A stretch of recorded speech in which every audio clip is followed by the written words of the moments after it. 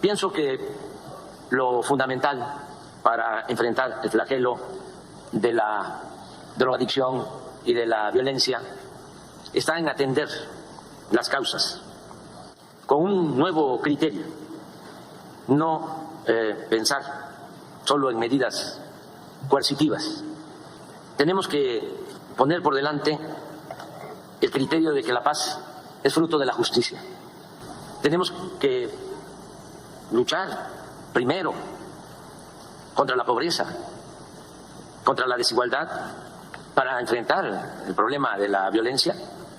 Hay que ofrecer empleos, buenos salarios, atender a los jóvenes, garantizarles la oportunidad de estudio, de trabajo, también fortalecer nuestros valores culturales, morales, espirituales y también contrarrestar el consumismo, el modelo materialista, el lujo barato, entender que la felicidad verdadera es estar bien con uno mismo, estar bien con nuestra conciencia y estar bien con el prójimo. Hay un dicho popular en Colombia que es ser más papistas que el Papa. Es decir, repetir el discurso oficial de la lucha o de la guerra contra las drogas durante 50 años. Repetirlo y repetirlo, porque creemos que si nos separamos una coma de él, que si decimos, oiga, esperen, ustedes no tienen razón, señores de la Unión Europea, o señores de Naciones Unidas, o señores del gobierno de los Estados Unidos, o señores del gobierno ruso, no tienen razón, entonces nosotros mismos no lo decimos, nos autocensuramos, porque le tenemos temor a que nos digan que es que estamos aliados con el narcotráfico. Claro, como aquí se produce la mayor parte de la marihuana y de la cocaína, durante estos 50 años señalaron el curso fundamental en el tiempo de la llamada guerra contra las drogas. Entonces nos da miedo a decir, oiga, lo que ustedes, que tienen la mayor parte de los consumidores de esas drogas en sus sociedades, nos da miedo decirles que están equivocados. Y repetimos un discurso oficial que si fuese por simplemente las palabras, pues sería de pronto hasta inocuo, pero resulta que tiene unas consecuencias dramáticas en nuestras propias sociedades. Y que nuestro silencio en estos 50 años ha sido cómplice con un genocidio en nuestros países. Porque eso es lo que ha provocado la política oficial de guerra contra las drogas en nuestra América Latina, un genocidio. Antes pensábamos que era un problema de Colombia, nosotros encerrados, inundados de nuestra propia sangre, solos. Pero hoy no es así. Hoy precisamente la dinámica de la política llamada guerra contra las drogas, hecha en Estados Unidos hace 50 años, trasladada a la Unión Europea y por ahí a las Naciones Unidas, ha hecho víctima a todas las sociedades latinoamericanas de sus consecuencias, las mismas que había en Colombia, pero trasladadas ahora a Chile, a Argentina, a Uruguay, a Paraguay, a Brasil, a México, a Centroamérica toda, a Venezuela, a las islas del Caribe. Hay un país ya destruido hoy. No fue Colombia, que resistió, es Haití. Está destruido por este tipo de política, todo, su Estado fallido, su sociedad inmersa en la autodestrucción. La sociedad que le gritó a todos nuestros países hace 2 siglos la palabra libertad. Qué paradoja, como si cerráramos el círculo. Allí donde por primera vez se habló de república, de libertad, de democracia, es donde está hoy, al final de esos 2 siglos de vida republicana de nuestra Latinoamérica, el final del ciclo, la autodestrucción. Eso no es una coincidencia, eso llama a una reflexión y a unas posiciones que tenemos que tomar sin miedo y sin temor. La política llamada guerra contra las drogas ha fracasado. No sirve. Si la continuamos, no vamos sino a sumar otro 1 millón de muertos en América Latina. Y vamos a tener más estados fallidos y vamos a tener quizás la muerte de la democracia en nuestro continente. Quizás. Y voy a tratar de explicarlo. Las drogas son un mercado. Miren que mercado, ¿no? Todos lo aceptamos aquí. Es un mercado. Un mercado tiene una oferta y tiene una demanda. Dice el ABC de la economía que esa interacción genera algo que se llama el precio. ABC, nada nuevo bajo el mundo. Consenso en el pensamiento económico. Entonces, ¿qué hacemos frente al mercado de las drogas? Tesis. Deberíamos reducir la demanda. Dice Juan B. Seix, padre de la economía, toda oferta crea su propia demanda o al revés. Toda demanda crea su propia oferta. ¿Cómo se reduce la demanda en un mercado? De primerazo, alguien diría, pues, elevando el precio. Entre más elevado el precio, menos demanda hay. Esa es una tesis. Más o menos si se dan el café, se dan estos dulces, se dan las guayaberas que me regala el presidente, se da en los aretes, se da en las camisas, pantalones, en toda mercancía. ¿Cierto? Si se reduce la demanda, ojo, se reduce el precio. Si aumenta la oferta, se reduce el precio. ¿Estamos? Si aumenta la demanda, aumenta el precio, como el pan. Entonces, si nosotros reducimos la demanda de las personas que consumen estas sustancias, sin decir si es bueno o mala, sino si reducimos la demanda, ¿qué sucedería en el mercado de las drogas? Se cae el precio. Y si se cae el precio, ¿quién se enriquece? Quizás nadie, incluso todos quedarían del lado de la oferta. Se acaba el narcotráfico, amigos y amigas. Para acabar el narcotráfico hay que reducir la demanda. Ahora, la demanda se reduce en el caso de las drogas a partir del precio. ¿Es el precio la variable que mueve el consumo de las drogas? De tal manera que si yo elevo sustancialmente el precio, ¿se acabaría la demanda? ¿O al revés? No, la demanda por drogas depende no del precio, depende de unos factores y ahí el problema. Según la ciencia, de gentes que se vuelven adictas sin saber, incluso todavía no se sabe porque una persona se vuelve adicta al alcohol y otra consumiendo el mismo alcohol no. O al café, que tiene cafeína. No. Hay adicciones que habría que, desde la ciencia, mitigar. Tesis discutidas en la Bogotá humana. Las adicciones crecen porque hay falta de afectos en la sociedad. Es decir, de amor. ¿Cuál es el antídoto contra el consumo de drogas? El amor. Mire qué diferente el discurso oficial al que estamos pronunciando. Sociedades que se van quedando sin amor, que van rompiendo las comunidades porque hay que competir y entonces el hombre del éxito y la mujer del éxito y lo que ven por los comerciales. ¿Cómo es un hombre de éxito, Álvaro? Más o menos así como Álvaro. ¿Cómo es una mujer de éxito? ¿Cómo le venden a uno eso en la cabeza? En la educación que hacen los medios de comunicación y la publicidad y el mercado alrededor del éxito de una persona. Se van rompiendo las familias, va siendo la soledad. La soledad aparece como el factor de mayor producción de consumo de drogas. Las sociedades con más soledad son más consumidoras. ¿Es la mexicana la más consumidora? ¿Es la colombiana? No es si nos salió a una calle y los muchachos y las muchachas se están mirando entre sí. Vayan a una calle en Bruselas o en Nueva York. ¿Y qué encuentran? La experiencia de andar en una calle bogotana o caleña o una calle norteamericana, o Norteamérica de los Estados Unidos, es totalmente diferente. Y no simplemente por culturas, es porque así lo produjo un sistema económico. Antes los franceses bailaban alrededor del vino, que es una droga. Y sus fiestas eran enormes en los pueblos franceses. Hoy no hay sino soledad. El capitalismo, en su fase más tardía, llevó a las sociedades que hoy consumen drogas a la soledad y por eso consumen drogas. La droga reemplaza la falta de afecto y la soledad. Pero esto no se puede hablar entonces.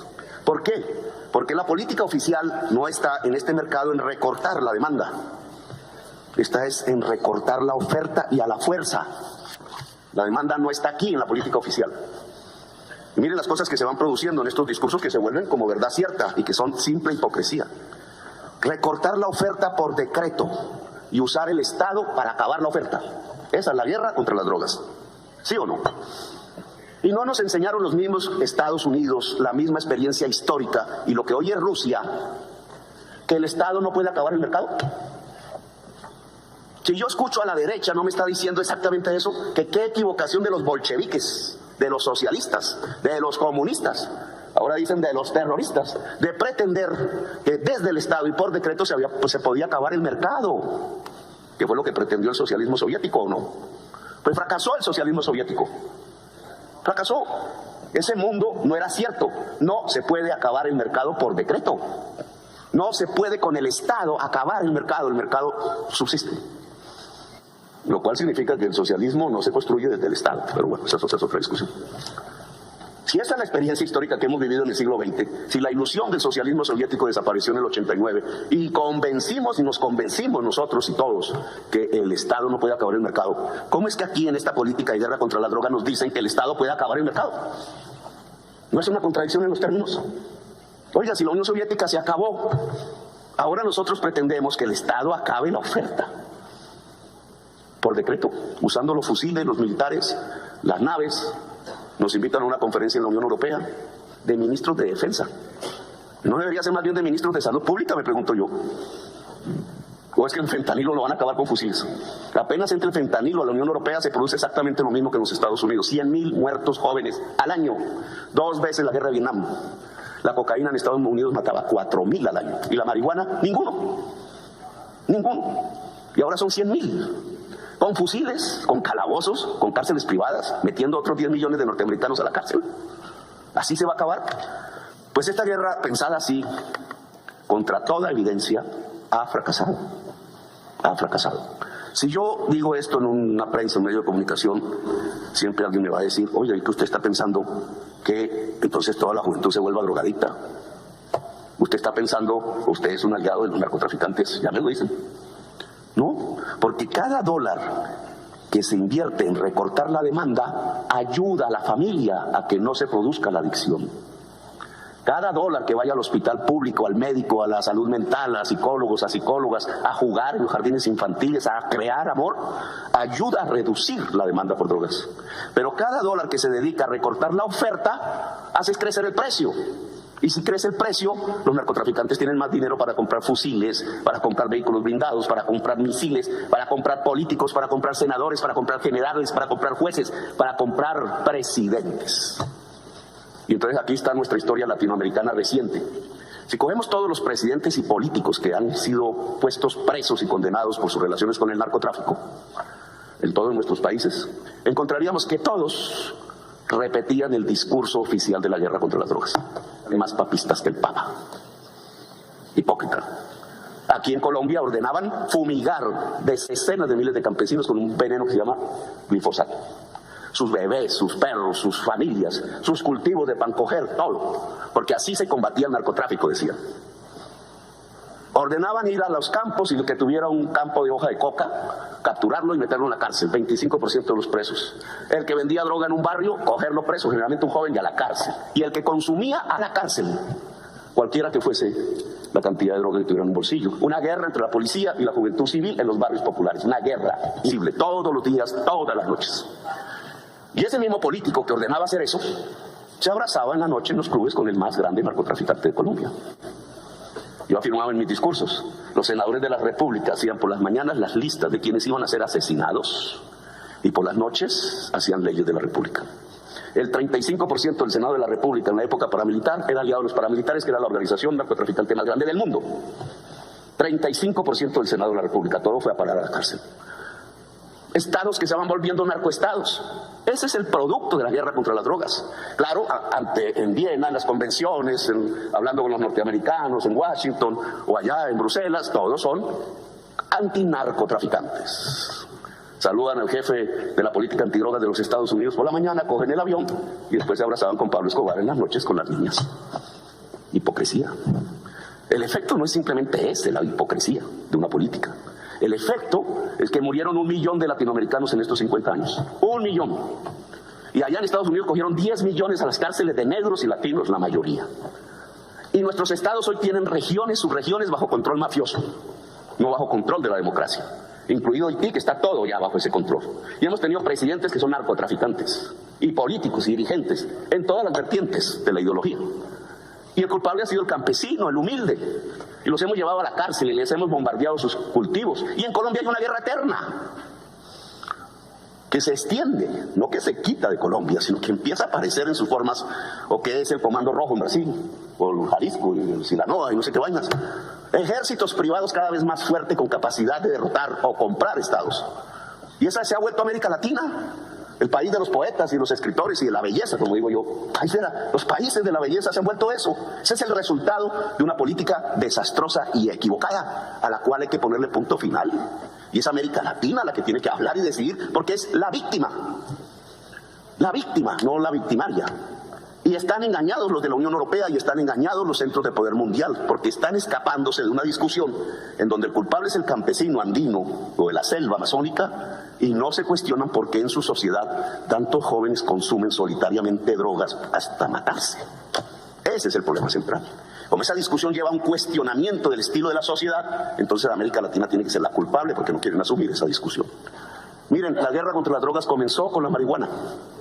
Nixon y el movimiento hippie que le llenaba el mall de millones de jóvenes peleando contra la guerra en Vietnam. ¿Fue así o no fue así? Los hippies consumían marihuana y LSD. Ni el LSD mata ni la marihuana mata, pero ahí decretó la guerra porque no quería que la juventud norteamericana atacara la guerra en Vietnam. Y resulta que se producía marihuana en Colombia, en la Sierra Nevada de Santa Marta. Esa decisión de Nixon creó la mafia colombiana. Hubo una por ahí que había en la selva, en la Sierra Nevada de Santa Marta. Ahora, hace 50 años tenemos mafias cada vez más poderosas, multinacionales, ya no son colombianas, ya no son mexicanas, son americanas, por la marihuana. ¿Cuánta gente mataron en Colombia por la marihuana? ¿Cuánta gente colombiana fue encarcelada por la marihuana? ¿Y no acaba la Convención de Viena de decir que la marihuana es una medicina? Entonces, ¿quién nos devuelve los muertos?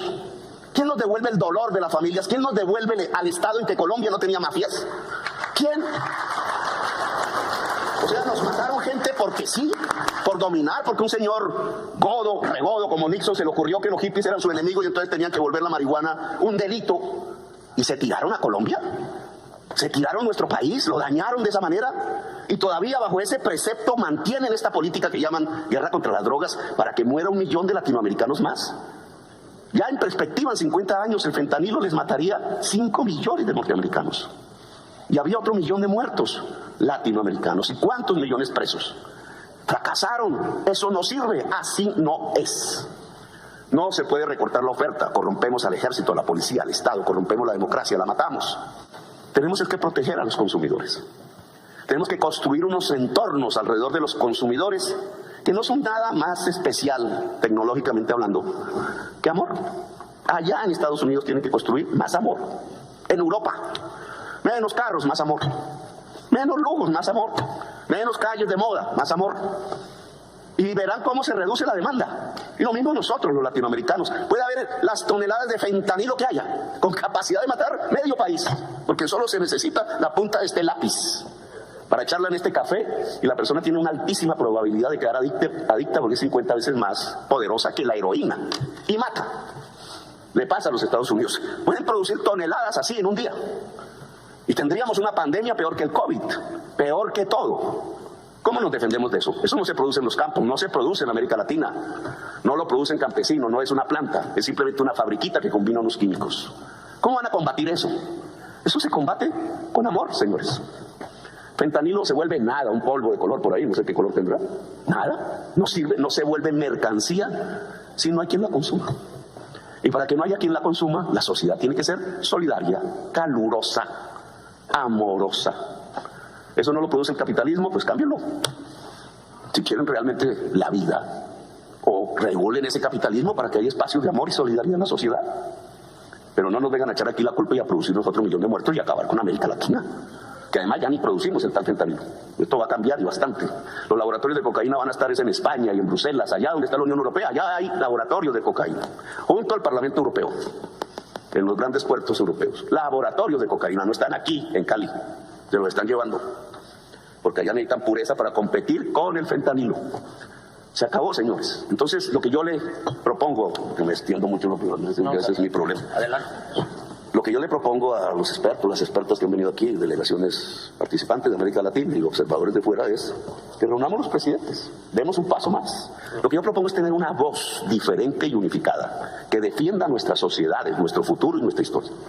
Y dejar de repetir un discurso fallido que ya fracasó. Sin vergüenza.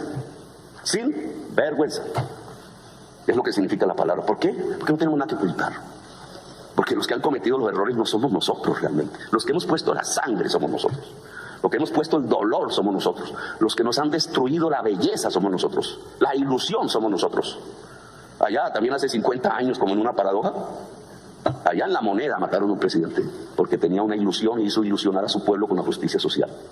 Ahí acabaron un camino que hasta ahora retomamos. Por eso mañana estaremos allá, para decirle al pueblo latinoamericano que es el momento de reconstruir la ilusión y la esperanza, y no repitiendo guerritas y guerras tan sanguinarias y feroces y tan equivocadas como la mal llamada guerra contra las drogas, mirando las drogas como un problema militar y no como un problema de salud de la sociedad. Gracias, muy amable.